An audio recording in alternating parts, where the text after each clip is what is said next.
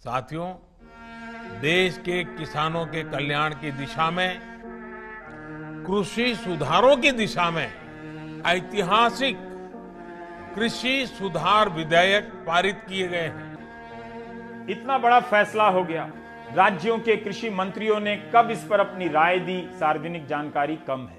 क्या किसानों के संगठनों से इस बारे में पूछा गया, सार्वजनिक जानकारी कम है। अब नया कानून समझिए, मंडी के सामने, सरकारी मंडी के सामने प्राइवेट सेक्टर की मंडी खुलेगी। एक में टैक्स लगेगा, एक में नहीं लगेगा। पहला सवाल तो यही है कि इसमें टैक्स क्यों नहीं लगेगा। जाहिर है जिसमें टैक्स होगा वो मंडी धीरे धीरे खत्म हो जाएगी। क्या प्राइवेट मंडियों में टैक्स इसलिए नहीं होगा ताकि एपीएमसी यानी सरकार की थोक मंडियां अपने आप खत्म हो जाएं? ये मेरा सवाल है। साथियों, नीतीश जी भी इस कार्यक्रम में मौजूद है। वो भली भांति समझते हैं कि एपीएमसी एक्ट से किसानों का क्या क्या नुकसान होता रहा है। यही वजह है नीतीश जी ने बिहार में इस कानून को हटा दिया था। जो काम कभी बिहार ने करके दिखाया था, आज देश उस रास्ते पर चल पड़ा है। 2006 में बिहार सरकार ने एपीएमसी एक्ट को हटा दिया था और ये आर्गुमेंट थी कि एपीएमसी एक्ट के हट जाने से जो मोनोपलीज हैं वो टूट जाएंगी, मार्केट इंफ्रास्ट्रक्चर बढ़ेगा, अच्छा होगा, इंटरमीडिएट्स यानी मिडलमैन जो हैं वो हट जाएंगे और इस तरीके से किसानों को ज़्यादा इनकम होगी। लेकिन अब 14 साल हो चुके हैं और 14 साल में हमने देखा है कि वो जो मिरेकल हम एक्सपेक्ट कर रहे थे बिहार में वो बिल्कुल नहीं हुआ, बल्कि कोई रेगुलेशन ना होने के करके मंडियों का जो ढांचा था वो बिल्कुल और भी खराब हुआ।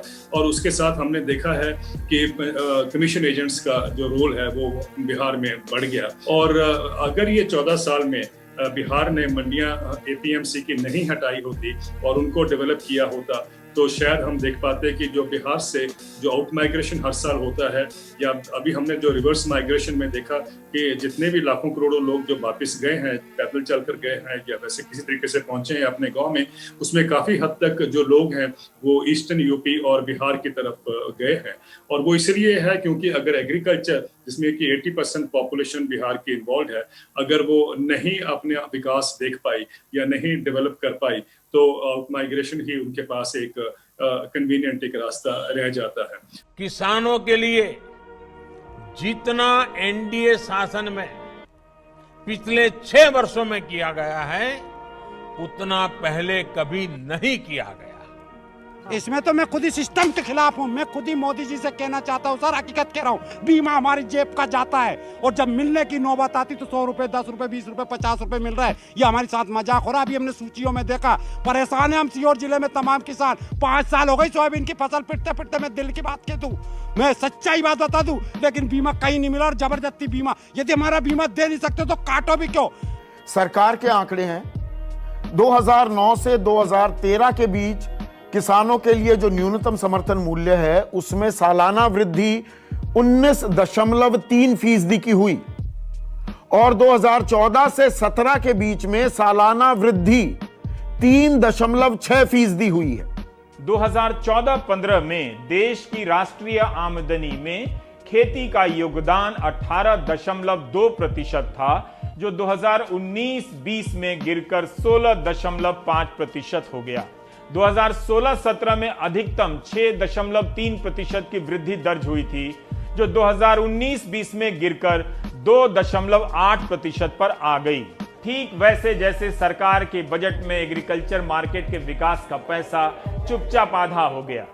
और हमने देखा है कि 2011-12 और 2017-18 के बीच में एक रिजर्व बैंक ऑफ इंडिया की एक रिपोर्ट कहती है कि भारत में एग्रीकल्चर में जो पब्लिक सेक्टर इन्वेस्टमेंट है वो 0.3 to 0.4% ऑफ द जीडीपी है। यानी कि 50% जिस क्षेत्र में पॉपुलेशन जुड़ी हो, उसमें इंगेज्ड हो, उसको मात्र 0.3 to 0.4% ऑफ जीडीपी में अगर इन्वेस्टमेंट मिलती है तो हम क्या आशा कर सकते हैं। 2022-23 तक किसानों की आमदनी डबल करनी है। इसी के लिए सब हो रहा है। बस कोई यह नहीं बताता कि सरकार इस वक्त कितनी आमदनी मानती है जिससे वो डबल करना चाहती है। लेकिन इसका भी नया डेटा नहीं है कि किसानों की आमदनी कितनी है। अशोक गुलाटी ने लिखा है कि औसत आय बताने का डेटा 2015-16 के बाद आना बंद हो गया। आपकी जेब में 50 रुपए हों और उसे 100 रुपए करने की कोई बात करे तो मान सकते हैं कि बात हो रही है। बाद में कोई यह ना कहे कि हमने तो 5 का 10 करने को कहा था, 50 का 100 नहीं। एक राष्ट्र एक टैक्स, एक राष्ट्र एक बाजार, सब कुछ एक ही राष्ट्रवादी रहेगा, बाकी 2 देशद्रोही घोषित कर दिया जाएगा। 3, 4 या 5 का क्या होगा पता नहीं। इस वीडियो के सामने आने के बाद सवाल तो बनता ही है, अगर हम करें तो करें क्या, बोले तो बोले क्या। मोदी तेरी तानाशाही, ये बॉर्डर कब तक बंद रखेंगे? देश का किसान हिसाब लेगा। आप जो मेरी आलोचना करते हैं वो मेरे लिए बहुत बड़ा खजाना है, वो मेरे लिए गोल्ड माइन है।